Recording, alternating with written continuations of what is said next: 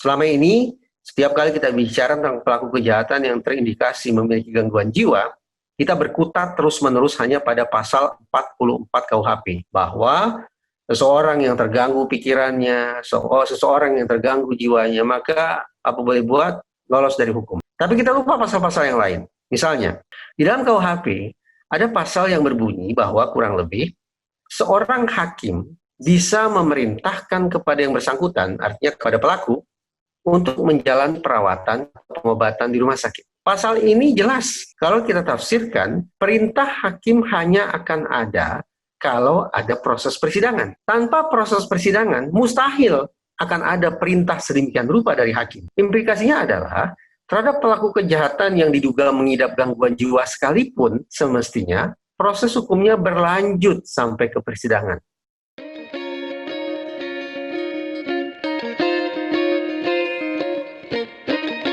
Halo netizen, gimana kabarnya? Terima kasih tetap setia menonton kanal YouTube Tagar TV. Ketemu lagi sama saya, Kori Olivia. Dan hari ini kita mau bahas tentang peristiwa penusukan pendakwah Syekh Ali Jaber oleh pria tak dikenal ketika sedang mengisi tausiah di Masjid Falahuddin, Lampung pada Minggu sore 13 September 2020. Berdasarkan informasi yang beredar, pelaku diduga memiliki gangguan jiwa. Tapi Ketua Dewan Pertimbangan Majelis Ulama Indonesia, Din Syamsuddin, meragukan hal itu. Dia meminta Polri tidak mudah menerima pengakuan dan kesimpulan bahwa pelakunya adalah orang gila, sebagaimana pernah terjadi pada masa lalu yang sampai sekarang tidak ada kejelasan. Nah, bagaimana seorang kriminolog memandang kasus ini? Langsung saja kita sapa Reza Indragiri Amriel, kriminolog dan pakar psikologi forensik. Halo Mas Reza. Selamat pagi. Apa kabarnya Mas Reza? Baik, alhamdulillah baik. Baik ya. Mas Reza, ini Anda tentu mengikuti kasus penusukan yang dilakukan terhadap Syekh Ali Jaber ya. Ini bagaimana tanggapan Anda terhadap peristiwa ini, Mas? Kita sesungguhnya tidak semata-mata bicara tentang orang yang diduga mengidap gangguan jiwa. Pokok persoalannya bukan itu. Pokok persoalannya adalah kita bicara tentang orang yang melakukan kejahatan yang diduga mengidap gangguan jiwa. Jadi ada perbedaan aksentuasi. Alhasil, karena kita bicara tentang orang yang melakukan kejahatan dan diduga memiliki gangguan jiwa, maka saya khawatir bahwa klaim gangguan jiwa tersebut tak lebih tak kurang hanya sebuah modus klasik. Modus yang disebut sebagai malingering. Kita terjemahkan secara bebas, pura-pura sakit. Riset menemukan bukan hanya 1-2 pelaku kejahatan yang kemudian melakukan atraksi malingering dalam rangka mensiasati proses hukum agar hukum tidak berjalan, ataupun andaikan hukumnya berjalan maka vonisnya tidak bersalah, atau andaikan vonisnya bersalah hukumannya diperingan karena yang bersangkutan dianggap memiliki gangguan kejiwaan. Tapi karena ini merupakan modus klasik, modus yang ramai digunakan oleh para pelaku kejahatan, maka saya sepakat dengan apa yang dikemukakan oleh Pak Din Syamsuddin. Kita boleh jadi berhadapan dengan seorang pelaku kejahatan yang juga sedang mempraktekkan malingering dalam rangka mengelabui proses hukum. Mari kita ingat, saban kali ada koruptor yang diciduk KPK, hari ini mereka sehat walafiat, besok mulai kumat, ada yang mengaku diare tak berkeputusan, ada yang mengaku migrain, ada yang mengaku sampai kecelakaan, kemudian kepalanya bengkak sebesar bakpao.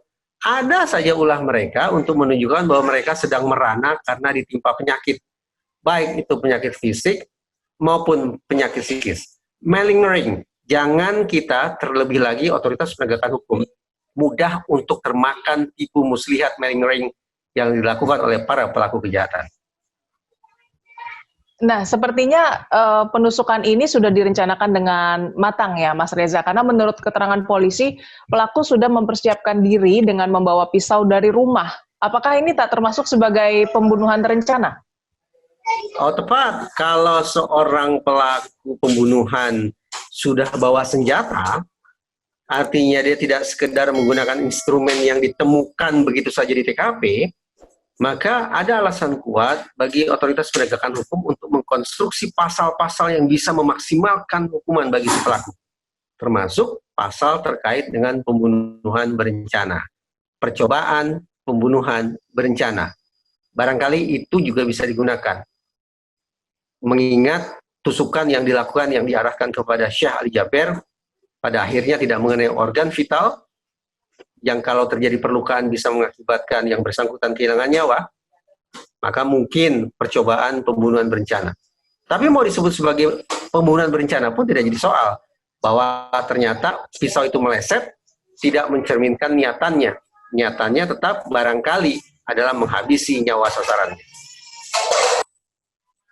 Ya, tapi memang orang tua si pelaku pun menyatakan bahwa pelaku sudah 4 tahun mengidap gangguan jiwa, walaupun pernyataan ini jadi mendapatkan serangan di media sosial karena heran orang-orang kenapa orang gila bisa punya akun media sosial gitu ya.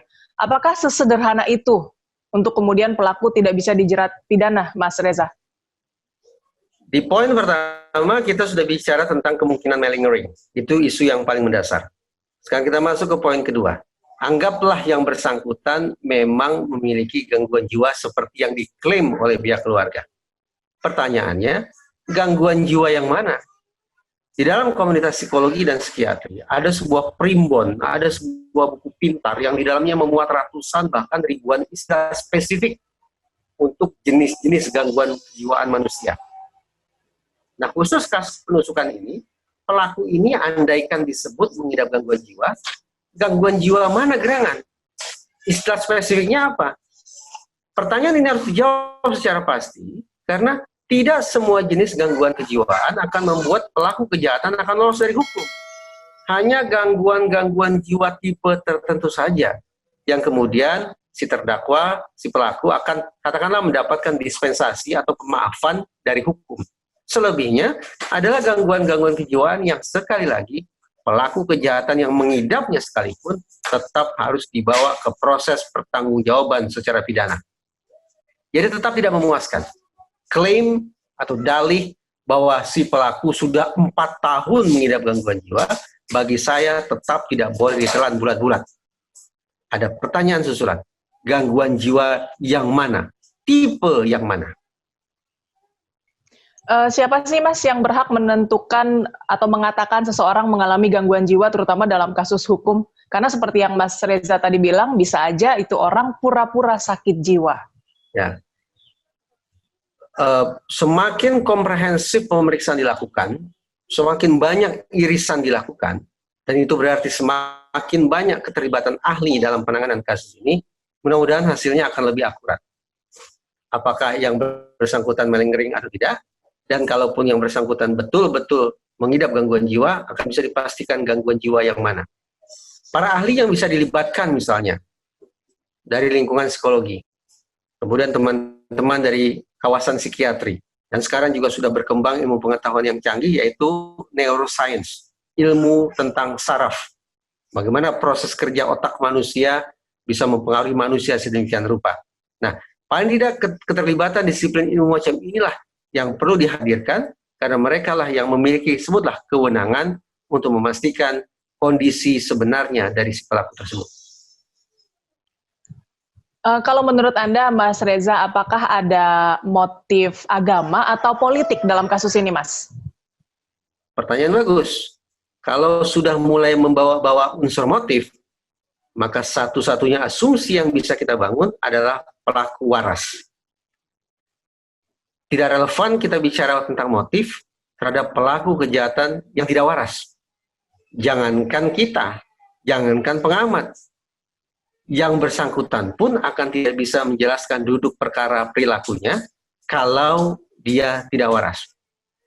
Jadi nonsens kita bicara tentang motif kalau pelaku masih kita asumsikan sebagai orang yang memiliki gangguan jiwa. Perbincangan tentang motif relevan semata-mata kalau si pelaku adalah orang yang waras. Nah, karena dia kita asumsikan waras, sehingga dia punya motif kejahatan, tinggal kita pilih. Motif mana ini yang mempengaruhi atau melatar belakangi perbuatan jahat si pelaku? Ada 2 penjelasan. Pertama, motif emosional.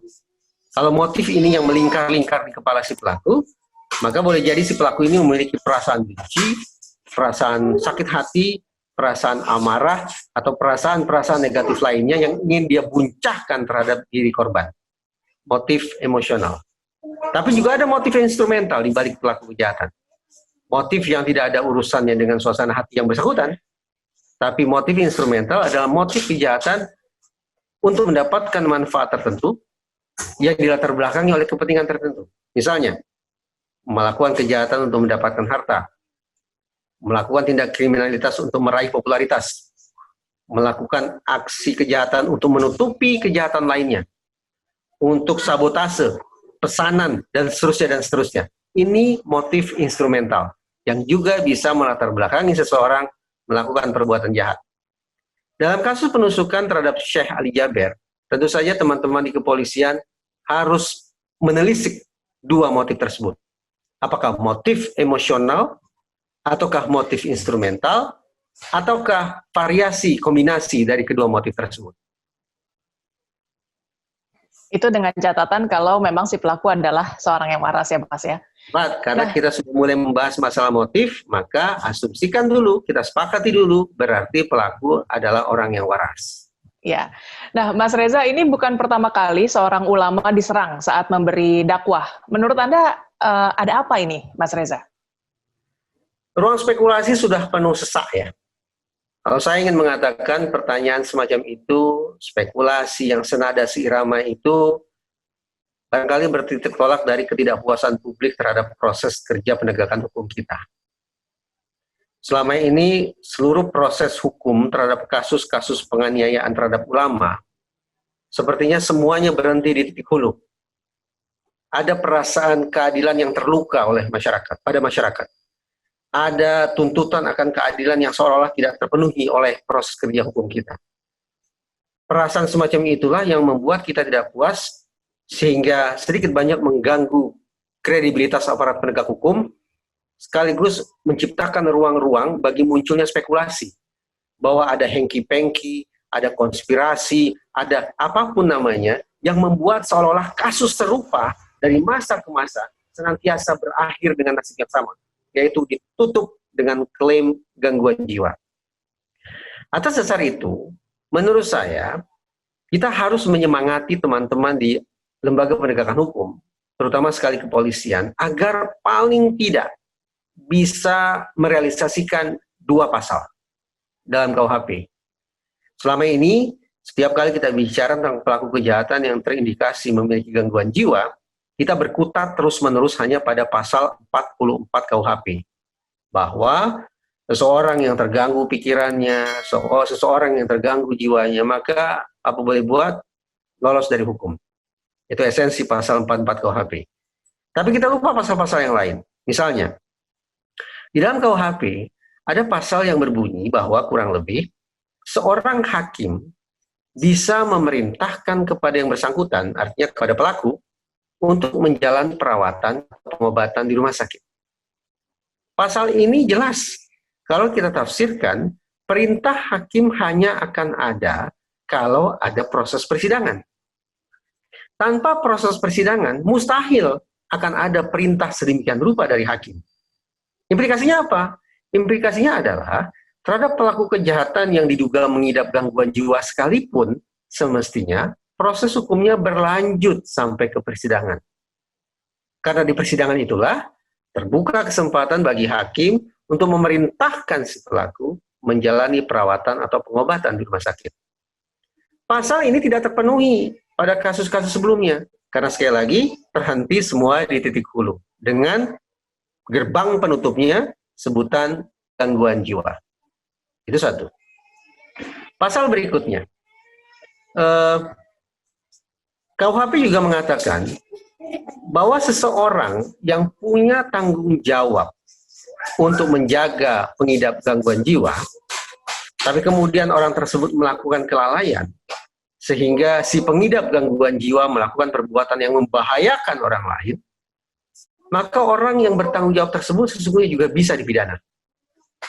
Jadi pertanyaan, ada sekian banyak kasus penganiayaan terhadap ulama. Seluruh pelakunya, anggaplah, memiliki gangguan jiwa. Tapi semestinya proses hukum tidak berhenti sampai di situ. Polisi semestinya mencari tahu siapa sesungguhnya manusia atau institusi yang bertanggung jawab untuk menjaga si pengidap gangguan jiwa yang sudah melakukan kejahatan ini. Kalau sudah ditemukan siapa yang bertanggung jawab, maka seyogianya proses hukum juga dijalankan demi kebutuhan masyarakat akan keadilan, demi kebutuhan korban akan pemulihan martabat, dan juga demi kebaikan si pelaku sendiri untuk memastikan bahwa dia pada satu saat nanti akan dijaga oleh pihak yang lebih bertanggung jawab lagi. Nah, jadi ada 2 pasal di dalam KUHP yang luput dari perhatian kita. Saya tidak tahu apakah teman-teman di kepolisian mafhum tidak tentang 2 pasal ini. Saya berharap mereka mafhum. Saya berharap mereka tahu. Tinggal lagi, kalau mereka sungguh-sungguh tahu tentang keberadaan 2 pasal dalam KUHP ini, maka masyarakat, atau paling tidak saya berharap, polisi akan bekerja menindaklanjuti pesan-pesan yang ada di dalam 2 pasal di dalam KUHP tersebut. Tidak berhenti hanya pada sebuah simpulan, pelaku mengidap gangguan jiwa, selesai perkara. Ya kan, kalau kita lihat kasus di tahun 98 dan 2018 ya, ini yang menyerang para ustadz, sama dengan kasusnya Syekh Ali Jaber gitu ya. Banyak yang bertanya-tanya apakah ini kebetulan belaka atau memang ada benang merahnya, ada otak yang mendesain ini gitu dengan tujuan tertentu. Ada warna konspirasi di dalam pertanyaan semacam itu. Teori-teori konspirasi, tambah lagi dengan spekulasi-spekulasi politik, saya pikir tidak mampu untuk saya jamah. Saya tidak memiliki pasokan data untuk itu, saya tidak memiliki konstruksi berpikir yang memadai untuk itu, sehingga saya hanya ingin katakan bahwa tidak tertutup kemungkinan dalam setiap aksi kejahatan, termasuk aksi kejahatan penganiayaan terhadap ulama, di balik itu ada motif instrumental. Kalau memang benar ada motif instrumental, maka sudah tersedia satu justifikasi bagi terbangunnya spekulasi yang berputar-putar pada isu persekongkolan atau konspirasi di balik kasus-kasus semacam ini dari waktu ke waktu. Saya hanya bisa berkomentar sampai di situ. Silakan ditelisik kemungkinan adanya motif instrumental di balik kasus-kasus semacam ini. Oke, pertanyaan terakhir Mas Reza, untuk kedepannya ini menghindari peristiwa seperti ini, apa saran Anda terutama kepada para pendakwah? Kita seringkali mencandu pembahasan tentang criminal profiling, membuat profil, membuat gambaran psikologis, gambaran individu para pelaku kejahatan. Hari ini lewat kasus Syekh Ali Jaber, kita diingatkan bahwa sungguh penting kiranya bagi kita membuat victim profiling. Siapa saja orang-orang yang memiliki kerentanan ekstra sehingga bisa mengalami viktimisasi, memiliki resiko lebih tinggi untuk menjadi korban kejahatan.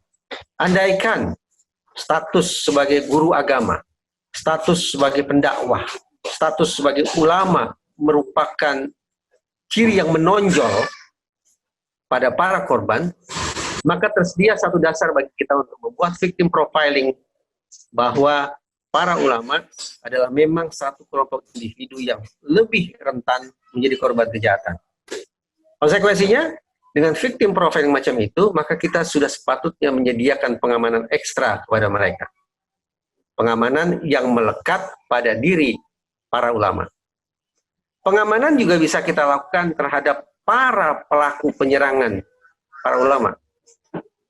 Kalau criminal profilingnya adalah para penyerang ulama kebanyakan adalah pengidap gangguan jiwa, maka pastikan bahwa upaya penjagaan, upaya pemeliharaan, upaya pengobatan terhadap para pengidap gangguan jiwa juga kita selenggarakan. Jadi berlangsung pada 2 sisi. Pengamanan melekat pada victim yang potensial, pada korban potensial, yaitu para ulama, dan di sisi lain, yaitu pada para pelaku potensial pengidap gangguan jiwa. Keduanya kita pagari, agar tidak bertemu, agar tidak berada pada satu ruang, agar tidak berada pada kesempatan beresiko yang sama. Baik, Mas Reza, terima kasih untuk penjelasannya Mas Reza. Semoga kasus ini segera selesai dan kita doakan juga Syekh Ali segera pulih kembali ya. Plus saya ingin menyemangati teman-teman otoritas penegakan hukum untuk memastikan kerja mereka tuntas sebagaimana harapan masyarakat banyak. Amin. Netizen, demikian perbincangan saya, Kori Olivia bersama Reza Indragiri Amriel, kriminolog dan pakar psikologi forensik. Subscribe YouTube channel Tagar TV dan klik loncengnya juga untuk mengikuti video menarik membahas topik terhangat hanya untuk Anda. Dan yang paling penting, tetap di rumah. Kalaupun Anda harus keluar rumah, ingat 3M, memakai masker, menjaga jarak, dan mencuci tangan.